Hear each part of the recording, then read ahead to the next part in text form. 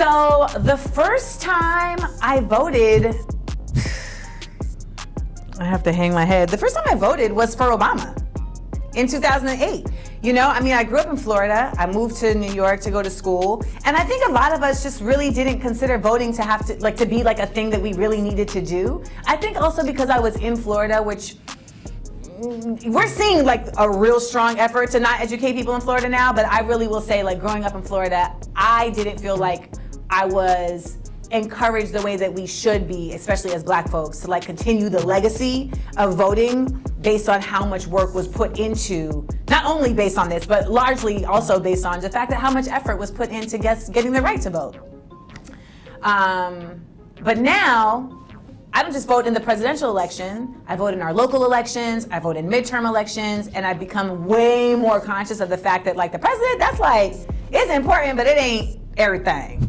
The last thing I learned about in politics was that the Housing Rights Act is what really drove the building of projects. And the fact that Black people were corralled into projects as a way of skirting around properly applying equality to Black people to have the ability to live wherever they want to in the way that white people in this country have always had the capability of doing so.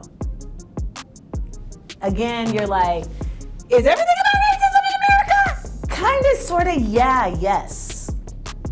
So the first time that I went to DC was to do spoken word. And I will say this, every time from that time for like the next 4 years was like I was going to DC for the first time, because every time it was like something weird, wild, and zany would happen to the point where I was like, I don't feel like I should be coming here no more, okay? But then something happened. I came down to DC to do a show, and it was the first time that it was like a really positive experience. And ever since then, and that was like 2007, ever since then, DC has become my home away from home. It is my #1 market. It is where I get so much love. And the first time that I ever found out I was Black famous was in DC.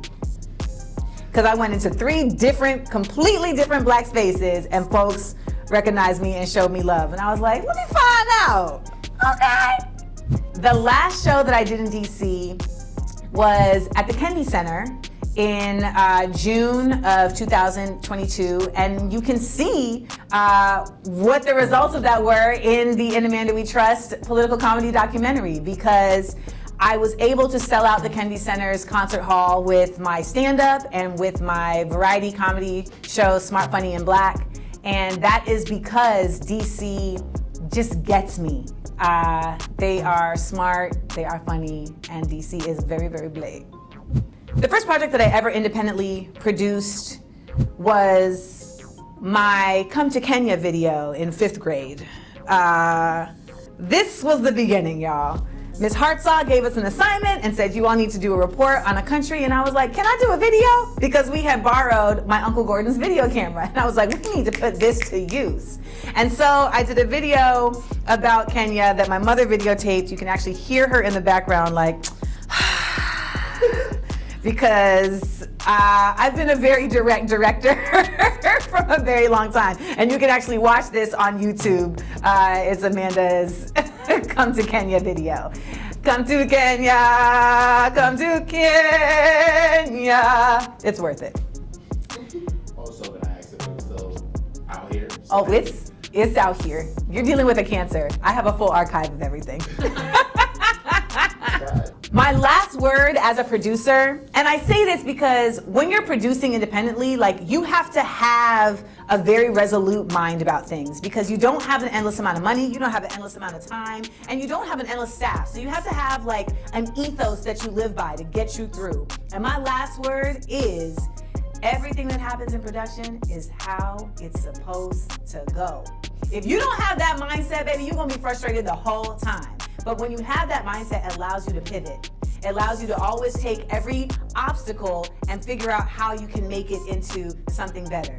This project, In Amanda We Trust, started as a stand-up special. And then I hit an obstacle where it was like, well, the stand-up footage is not at the level of technical quality that it needs to be. What are you gonna do? And I think if I didn't have that mindset, I would have panicked. I may have just dropped the whole thing altogether. But with the mindset of every obstacle in production is pointing you in the right direction, I said, wait a minute, there's something better to come out of this. And what came out of this is In a Man Do We Trust, the political comedy documentary that explores what we all need to start learning about so that we can get forward in how we need to be the change we wish to see. Because the further we get from government, the more involved in our lives it is. Check it out at inamandowetrust.com.